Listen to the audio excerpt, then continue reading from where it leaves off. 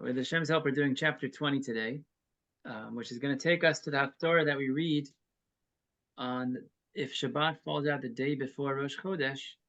The Haftorah that we read is included in chapter 20. It's not at the beginning of it, but we'll get there, God willing. So it might seem familiar. And I personally have always had questions when we read it on Rosh Chodesh, and now we finally have a chance to look into it. So when we last left off, David had become the son-in-law of Shaul. He married Michal, and temporarily there was peace. Jonathan convinced his father, King Saul, to swear, make an oath not to kill David. Jonathan had convinced his father that David was actually worthy of praise and not of death, and his father Shaul had agreed. But sure enough, a spirit of melancholy again descends upon Shaul. I'm just reviewing, and twice he tries to strike him with a spear. Shaul tries to strike David with a spear. David runs away. You recall, he goes to his house. Shaul sends men to David's house to come kill him, and Michal does the classic switcheroo where she puts a mannequin in the bed. David escapes through the back window, and he flees to Shmuel the prophet. And then Shaul even tries to chase him down over there. He sends messengers, 3 waves of messengers, to go retrieve David so that he could be killed. And each time Hashem makes this phenomenon where a spirit, an overwhelming spirit of prophecy, descends upon the area surrounding Shmuel and his students. And anybody who comes close starts prophesying, and they're overwhelmed and incapacitated by this Ruach HaKodesh. So Shaul says, okay, I'll do this myself. And Saul, the king himself, comes to take David from that area. And sure enough, he begins prophesying even more intensely than everybody who preceded him. So this is at once Hashem protecting David in this very unusual way, but it also is, again, throughout the lines of the story, we see this is an indicator of Shaul's greatness. Shaul's prophesying, we noted last time, was different than all of his messengers. First of all, it's the moment that he entered the city, he began prophesying, as opposed to his messengers who had to be really within the proximity of Shmuel and his students. And Shaul prophesied for Yom V'Layla, for an entire day and an entire night, 24 hours, which is very unusual. Typically, a prophecy would only span for a short amount of time. And this was 24 hours of Ruach HaKodesh, this elevated state that Shaul was experiencing. So this is like the back and forth about Shaul. He's at once one of the greatest men of the generation, and on the other hand, he's the person who's trying to murder David. So it's really a remarkable and tragic story in the downfall of Shaul. So while this is all happening, while people are falling on the floor, experiencing prophecy and Ruach HaKodesh, King David once again flees, and he's, as we know him now, he's on the run. And he leaves the location of Ramah. He leaves the area where Shmuel is and Shaul is, and he goes somewhere else. We're not told where he goes, and that's where chapter 20 picks up. So far, so good? What were these people prophesizing? Good question. Good question. I don't know. The commentaries on the page don't say. There is an interesting translation. The Targum Yonatan says the Shabbat, where they were praising God. It's like a general feeling of closeness and intense feeling of closeness to God. And it could be that they were not actually verbalizing anything. That's possible. But isn't a prophecy more saying something is going to happen or something like that? That is a good question. The truth is, have you noticed before that we have 2 expressions per prophets, and even in the Hebrew, we have a chozeh, a seer, and a prophet, and a navi, a chozeh and a navi. It would seem to be that there is a level of prophecy. The general term prophecy just means that you achieve a level of awareness that is beyond human intellect. You connect to something that's beyond the rational senses and beyond the limits of a normal human being. That is what we would call prophecy or a Ruach HaKodesh. And that's the basic definition of prophecy. Without having to convey any information to anybody else, you're not a messenger, you're not saying anything. You just have an awareness of something that normal human beings don't. That's what it means, prophecy in the general sense. In that sense, you're a seer. You see beyond. A Navi, which we're familiar with, he is somebody who is specifically sent with a message to convey to other people. So therefore, in this case, it would seem to be the former, that they were just experiencing even though they're called Nevi'im, I think that's also the general term in this case. They're experiencing a higher awareness, intense closeness to God, but I don't know if they had any message to convey. I just don't know. Yeah. Is that like a spirit of ecstasy or ecstatic? Like they're dancing around and singing in a spirit of some sort of ecstasy? That's an interesting question. The truth is, the way the Rambam describes prophecy is your physical body is so overwhelmed that it's incapacitated. You can't even move your limbs because Hashem is overridden. It's almost like he's describing somebody having a seizure, lahavdil, that his body is just out, down and out, while his neshama is like overwhelming the body. Yeah, it's interesting. I'll let you know when it happens. Yeah. But wasn't Samuel a prophet as well? Yes, he was. Yes, certainly. Certainly. So he was the dual prophet. He was not only somebody who personally experienced prophecy, but just with the intense connection, but he also had messages to convey to the people on a regular basis. Yeah. And people would go to prophets to seek advice and find out where their lost sheep is. Yeah. Yeah, okay. So chapter 20 is where we're beginning now. David flees the scene and once again is saved in the nick of time. And now we come to a very significant meeting. It is a secret. Sorry, we have a text in the chat here. Don't you have to be happy to receive prophecy? Yes, that is a fascinating point. You have to be happy to receive prophecy. That is correct. That's why Yaakov Avinu was unable to achieve prophecy for all the years that he believed Yosef was dead. Hashem, the spirit of Hashem could not rest upon him, even though he was absolutely holy and had all the prerequisites. You have to be in a state of joy. And that's why you have people playing music in order to achieve prophecy in throughout Tanakh. So it must be, in this case, Hashem was kind of making an exception. He had poured down a spirit of prophecy to uplift the people that were there so that he could protect David. So it could be like the prophecy came with the mood, as opposed to the other way around. Okay, it's an interesting little side quest that we just entered, but that's all I've got to say about it. Fine. Now we're gonna forge forth here. We're in the beginning of chapter 20. Vayvrach David minayot barama vayavo vayomer lifnei Yonatan. So David flees from the city of Shmuel, and now he meets his beloved friend Yehonatan, the son of Shaul. And he said to him, "What have I done? What have I sinned before your father that he's trying to kill me?" You recall, Shaul made an oath not to kill David, and suddenly he's trying to kill him. So Jonathan makes the strangest reply. He says, "God forbid, you're not going to die. My father has nothing against you.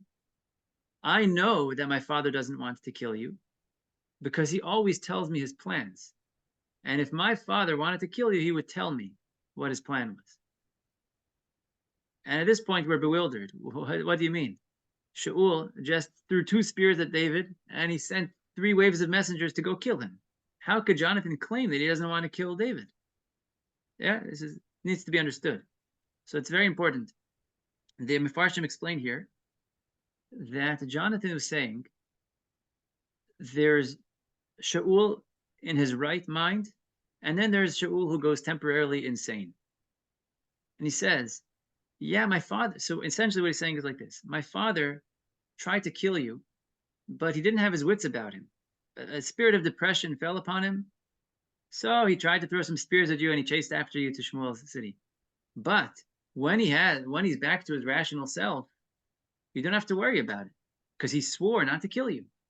And with his wits about him, if his mind is there, I know for a fact he will not kill you because he would tell me. And so therefore, all you have to do is just avoid him and be extra safe when he's in this down spirit. When he's feeling melancholy, stay away. But otherwise, you're safe. This is what Jonathan is telling David, which is a very interesting way of living.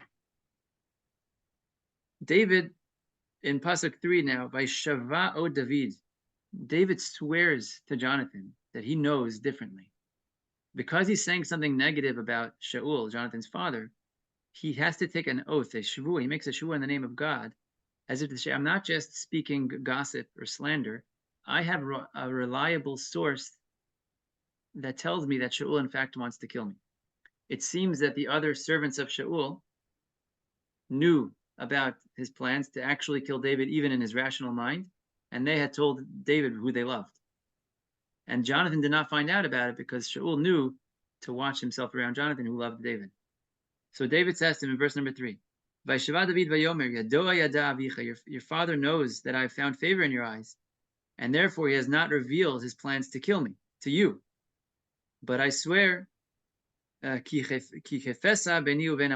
really just a footstep between death and I. There's one step between death and I. I'm really close to getting killed. I'm telling you, Jonathan, my life is in danger. So apparently Jonathan is a little bit convinced, because the next phase is to say, okay, let's devise a plan. Let's make a plan to figure out if David is safe or not. We somehow have to determine the intention of Shaul.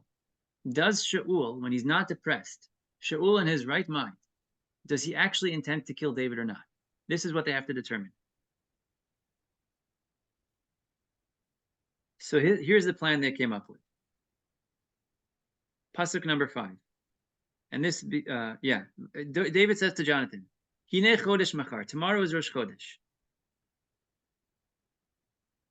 Typically, I sit together with the king to eat. They would have festive meals on Rosh Chodesh. And traditionally, I would be sitting with the king. I'm going to hide. Instead of going to the meal, since my life might be in danger, I'm going to hide. And you come seek after me on the third day, meaning today, tomorrow, the day after, and then after that, which is basically 4 days from then.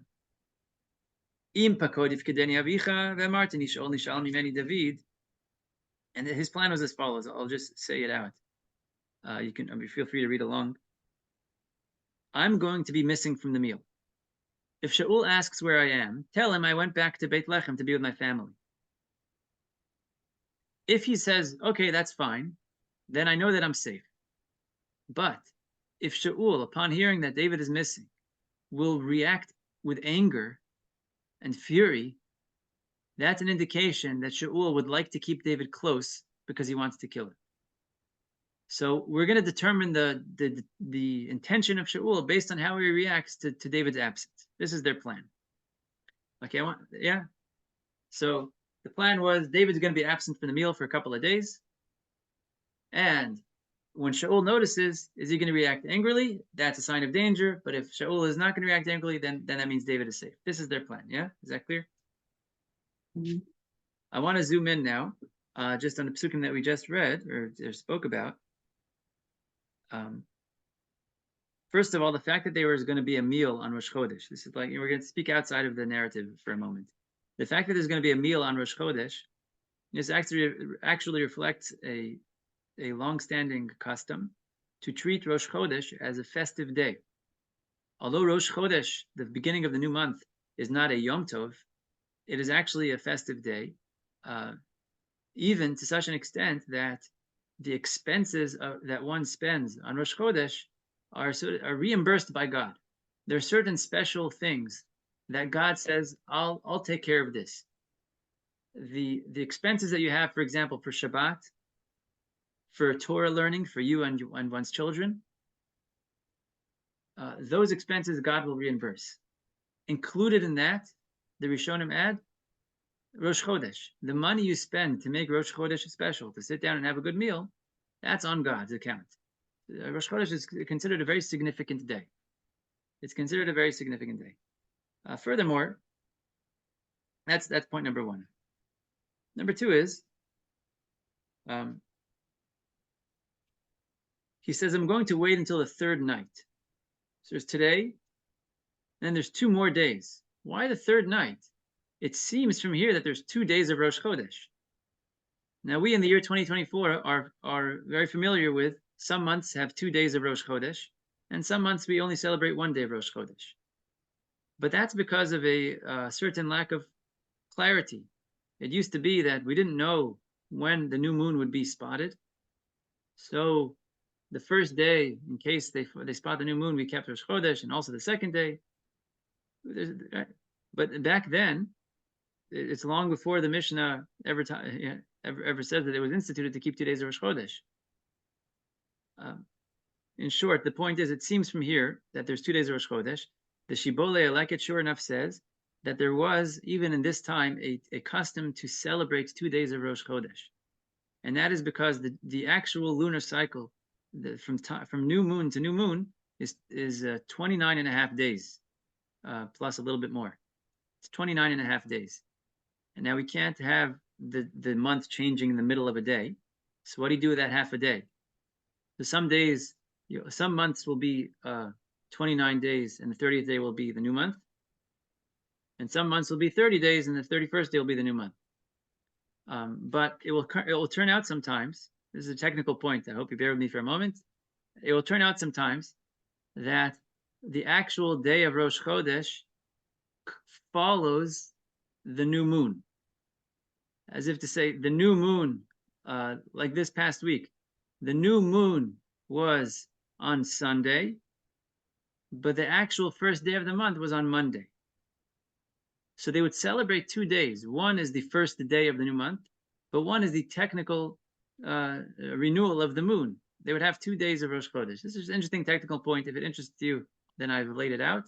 But if it doesn't interest you, we're going to move forward and you don't have to worry about it. Okay. It's an interesting point, I promise. Okay. There's one other thing I wanted to.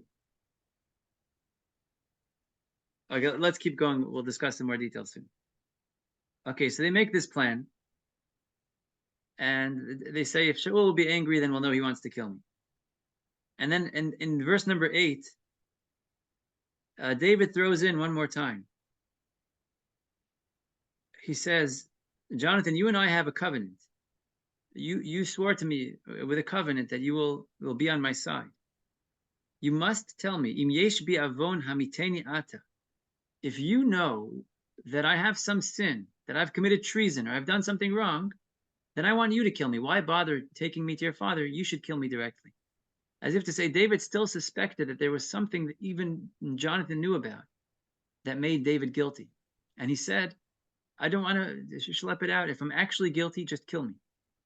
If I've committed a crime, which I should be convicted for, you should take care of it yourself. And Jonathan, of course, responds, Khalilah, God forbid, it's not true. No, I don't know anything that you've done wrong.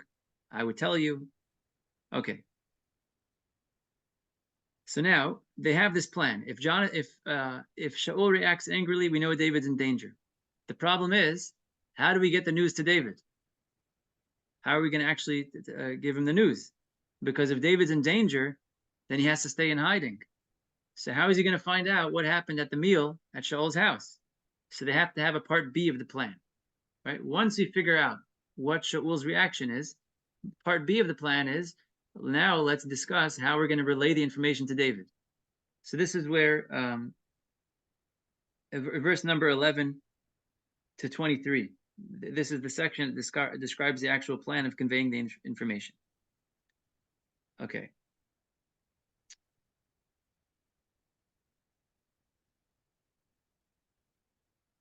So he says, I'm just going to paraphrase again.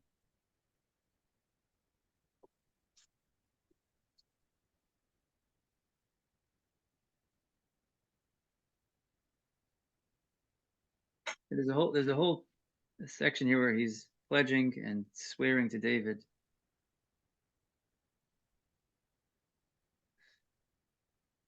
I just want to see if there's any significant things to point out. I don't want to spend too much time on it. There's one important thing that I'll highlight here because it's going to come up later. Jonathan says we're going to go through with this plan, and he's about to describe the actual plan.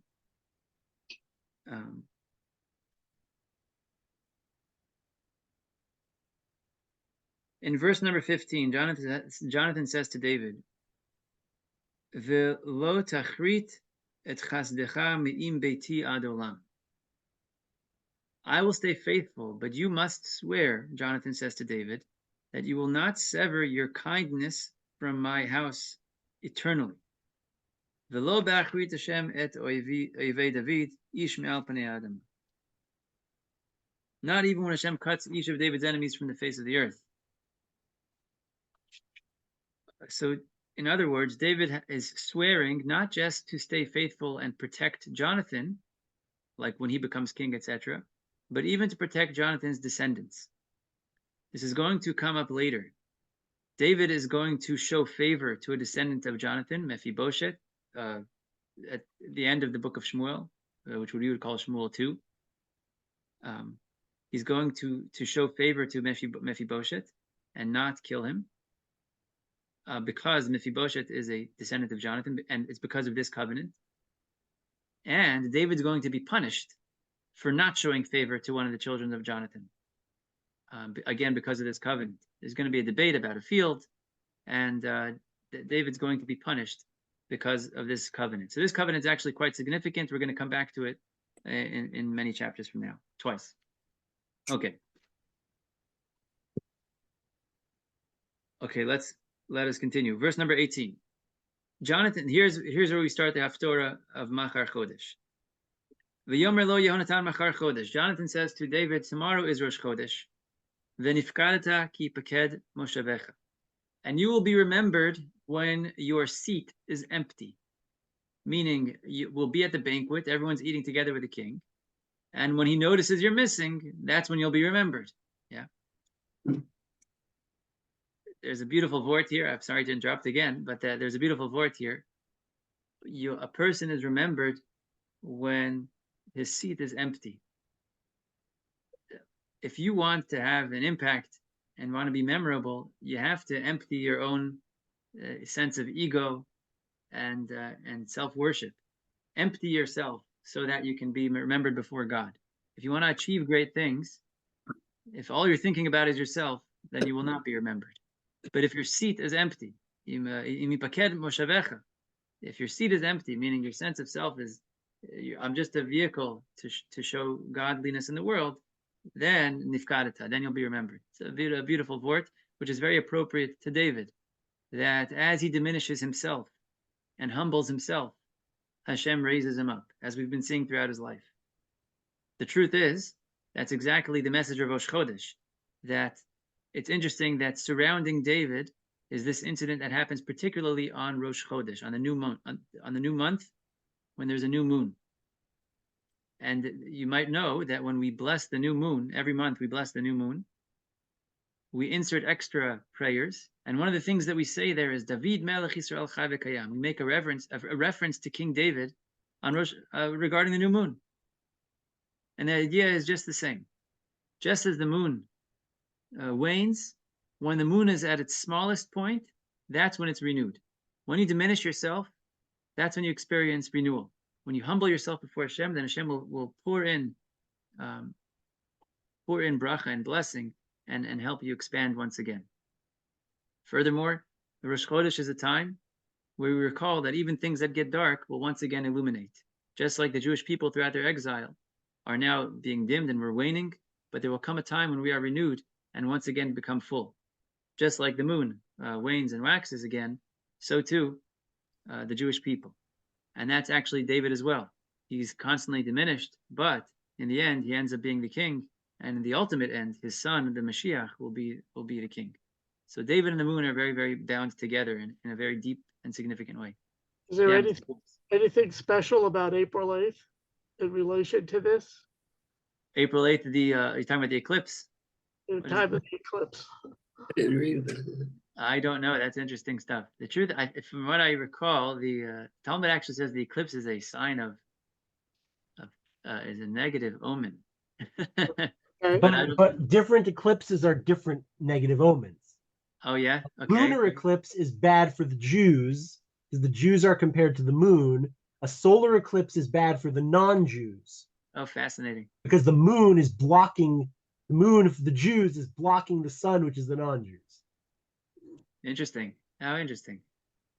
There's a Oh, very good. Okay, this will take us far afield.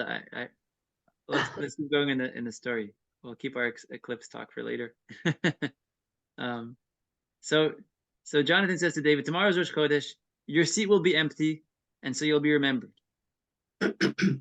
Um, so Vishilasha tered me'od uvata lamakom asher nistarta sham b'yom ha'ma'aseh. You should hide in the place where you hid on the day of the incident, which means there's a previous time when David hid, which might be the place they are in right now, and you should hide in that spot. Yom HaMaaseh could also be referring to a day other than Rosh Chodesh. There was a tradition not to do labor, not to do Maaseh, not to do labor on Rosh Chodesh. The Radak says is because everyone went to the Mishkan for the communal sacrifice of Rosh Chodesh, so people took off of work. And nowadays, or even before that, the custom was specifically for women not to do malacha on Rosh Chodesh. It's not like they wouldn't turn on lights, but they wouldn't do significant labor on Rosh Chodesh. This was their reward for their staying away from the sin of the golden calf. I'll talk more about that later, or now if you want. But either way, Yom HaMaaseh could just be referring to a day that is not Rosh Chodesh, because on Rosh Chodesh you don't do Maaseh, you don't do labor. Okay, so Jonathan says to David, you should hide, and you should sit by the Even HaAzel, a particular stone, the marker stone, and I'm going to take 3 arrows, excuse me, and I'll do some target practicing.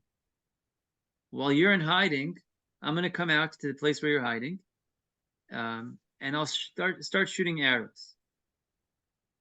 If I shoot the arrows far, and then I say to the attendant that's with me, the arrows are next to you, meaning they are on this side of you, between Jonathan and the attendant, then that is a sign that you can stay close, right? So if I tell the lad, if I tell the attendant who's going to grab my arrows that the arrows are close, the arrows are here, then that means, David, that you're safe. That's a code word. That's backward. But if I say, here, let me speak it out. Maybe I didn't say it clearly, and then we'll. But if I tell the child, the arrows are behind you. Didn't I shoot beyond you? Didn't I shoot the arrows beyond you? They're further down. That means, David, that you should also go away from me, because you're in danger and you should flee. Hashem must be sending you away. Yeah, so again, the code words Jonathan's going to be doing target practice, and there's going to be a young lad who's going to collect his arrows. If he tells the lad the arrows are near, then David, that means that you could stay close and you can come out of hiding. But if I tell the lad that the arrows are beyond you, then David, that means that's a sign that you should flee because you're in danger. Yeah, Mr. Wolper, did that make sense? You hear that? Okay, I've been told it makes sense.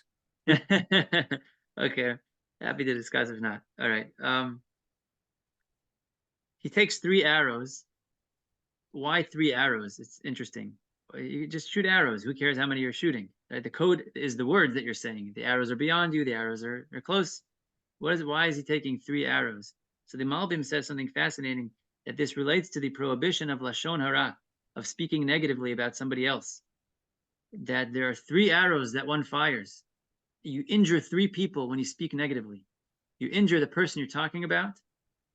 You injure the person who's listening. And the person who's speaking is also injured.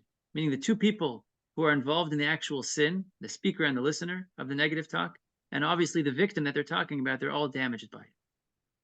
Why is that relevant in this particular point? Because Doeg, the advisor of Shaul, was constantly speaking Lashon Hara about David. He was trying to create enmity between David and Shaul, and sure enough, he succeeded. So these arrows are representing the enmity that had been created on account of Lashon Hara. A very interesting remez, allusion from the Malbim. Okay, I'll go a little bit more.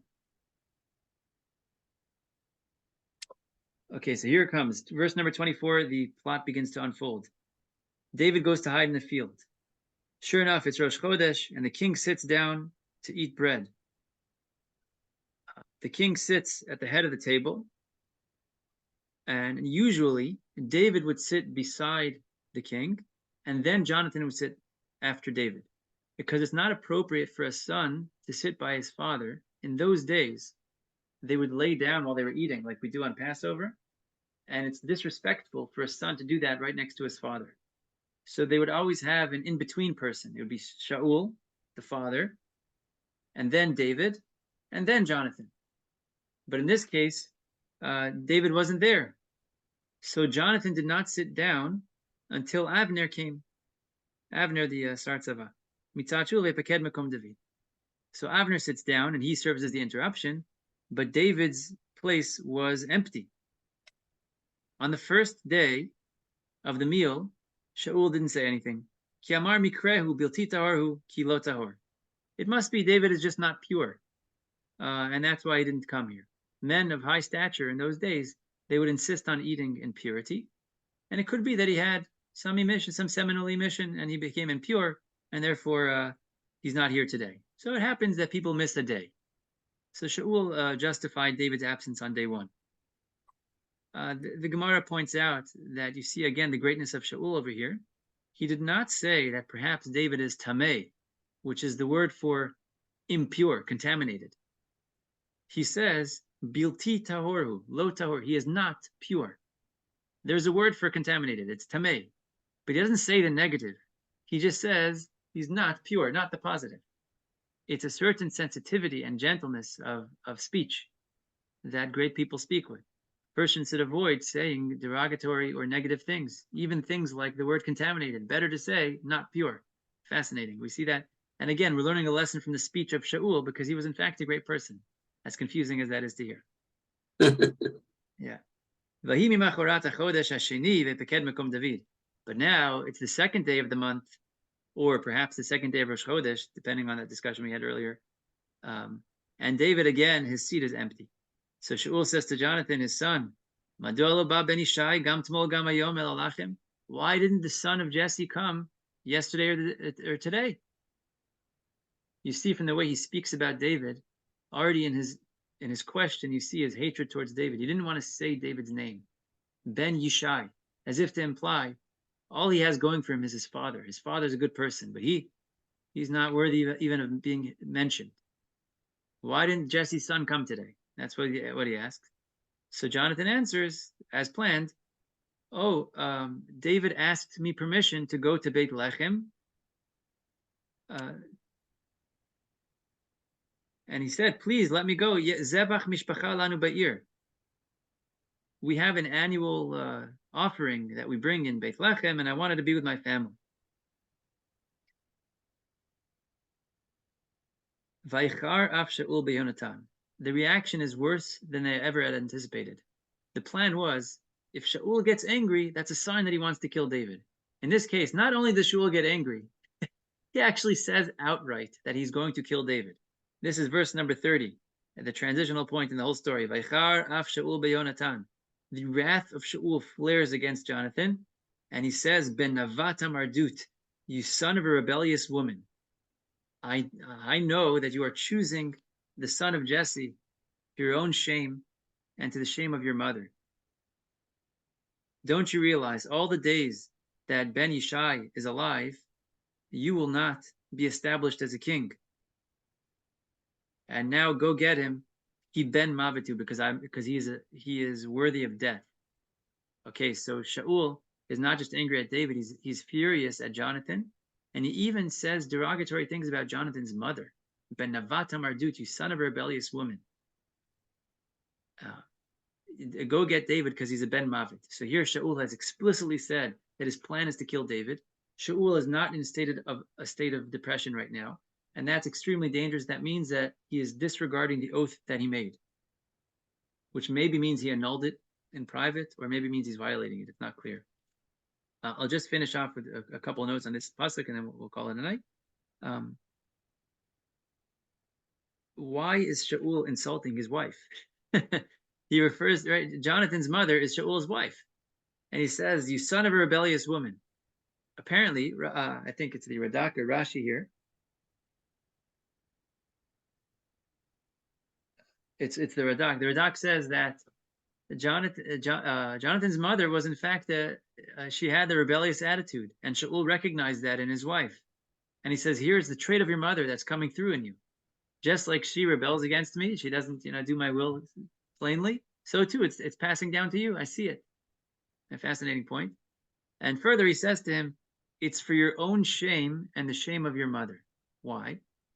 If people see you going against your father, and if, in fact against your own interests, they're going to think that you're not actually my biological son. You're spreading your own shame. Because who would contradict their father in such a way and go against him? To side with their father's enemy? It must be you're not my son. That's what people are going to surmise. So to your own shame and to the shame of your mother, they're going to say that your mother committed adultery and that you're not my biological son because you're taking the side of David over your own father. It must be he's not your own father. That's how Shaul spoke extremely harshly and forcefully against Jonathan. And then he said explicitly, which is worse than we had ever hoped, that he's going to kill David. And that's where we're going to pause today. And God willing, we'll pick up next time. There's a lot of good stuff here, and hopefully we'll get to discuss a little bit more next time, and we'll keep moving as well. Okay. Okay. Thank you. Lila, Okay, I've got a question about new moons. Yeah, please go ahead. I'm not an astronomer, okay, but I thought the new moon, the sky was completely dark. When there's a new moon, it's just there a a sliver. Yeah. Is there a small sliver on the new moon? There is 6 hours where you cannot see the moon at all.